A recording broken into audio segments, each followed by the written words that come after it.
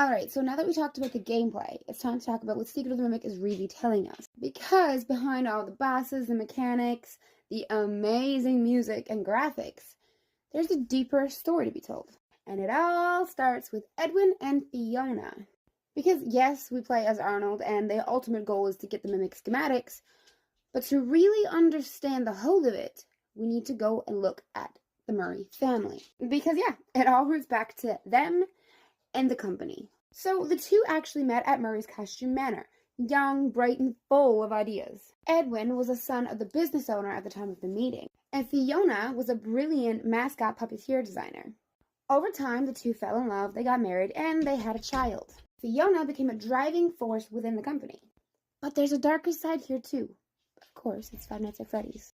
See, Edwin was a perfectionist, so he would often throw himself into his work, leaving his son in the shadows. There was missed birthdays, just missed moments, the kind of wound that will cut deeply when you're a kid. And then came Fall Fest of 1975. This year's event ended in a disaster. And it's indicated that, it involved fire. This loss broke Edwin, and from that grief, he turned deeper into his work. And here he builds the Mimic M1. At first, it was supposed to be a helper, even a babysitter for David. And here's where the creep factor kicks in. See, Mimic didn't just learn from its surroundings, it started to mimic Fiona. He started to mimic her voice, her actions, every little bit. But not because Fiona possessed it, but because the Mimic is doing what Mimic does best. And what's that, you might ask? Observe, copy, become. And not long after, things only got worse. Yeah, because, why not? David dies in 1978.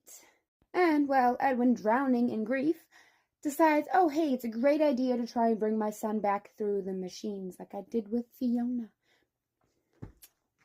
And that's when the Mimic 1 is transferred into the cradle and Mimic 2 is born. And Mimic's 2 job is to copy, to become David Murray. But instead of a loving son, he got a twisted reflection. And then one day, when it was too much for Edwin to bear, Mimic 2 tries to imitate his son. And, Edwin beats it senselessly. Feeding it pure anger and agony, it needed to become the murderous machine it is. And from that moment on, M2's changed, and we see what we see in Storyteller and in Ruin. A creature defined by grief, loss, and rage, hiding behind masks and lies. So what about David? Evidence